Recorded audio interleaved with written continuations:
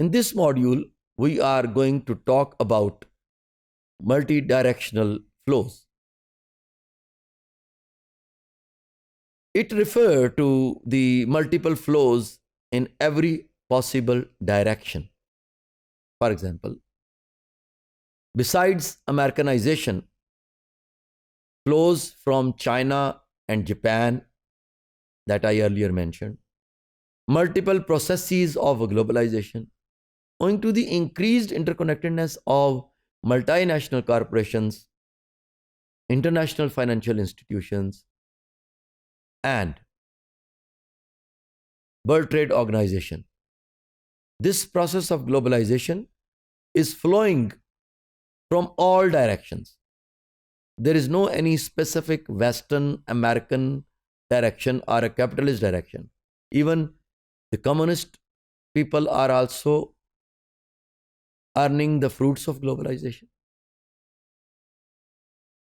Globalization is a transplanetary process characterized by increased liquidity and growing multi-directional flows. In the last several decades, solid has tended to melt and become increasingly liquid because forces of globalization are so harsh that they are destroying every solid that comes in their way to make any hurdle.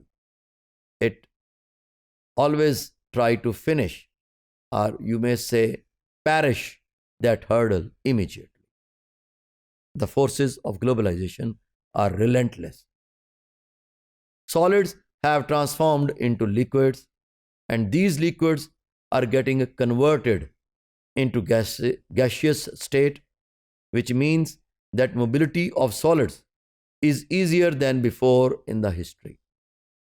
Liquid phenomena do not hold the shape for a long term, therefore, the metaphor is used to refer the drastic changes of the contemporary globalized world.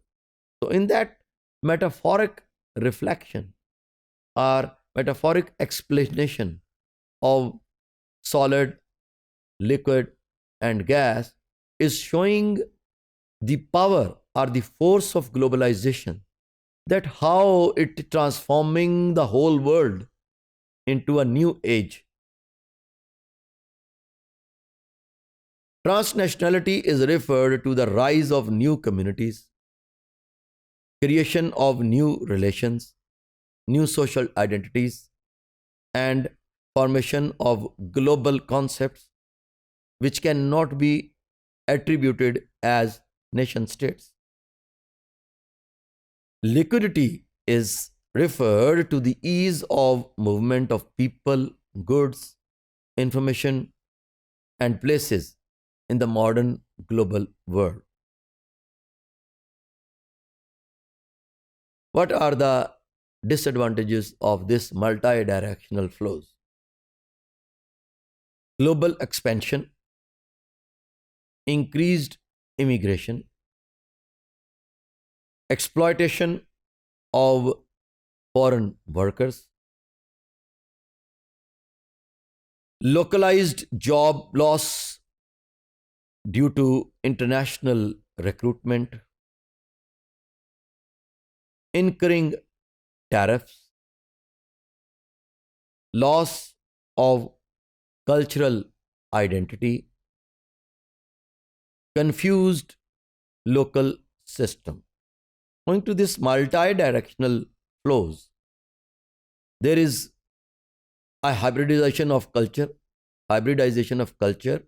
and convergence of culture, and mixing of different economic systems is going on very quickly, very rapidly. It is very difficult to find out that which country is following which form of government or which form of ideology regarding its economics. For example, America is usually considered a capitalist country.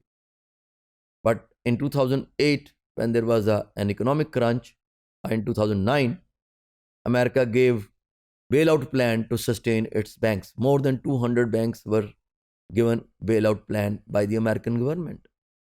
But capitalist ideology believes in non-intervention of the government in market forces. It was the direct intervention of the government in the market forces or the state in the market forces. So it was very difficult to say that America used to experience socialism at that moment. So, in the same way, in China today, you can hardly say that it is a communist country because it is more performing as or more adopting the economic ideology that based on market economy or market socialism. So this is how they just make their words gaudy and more cosmetic to explain that they are still pursuing their original identity. But the forces of globalization are melting everything, every solid. Whatever the hard ideology you have to melt down your ideas against the forces of globalization.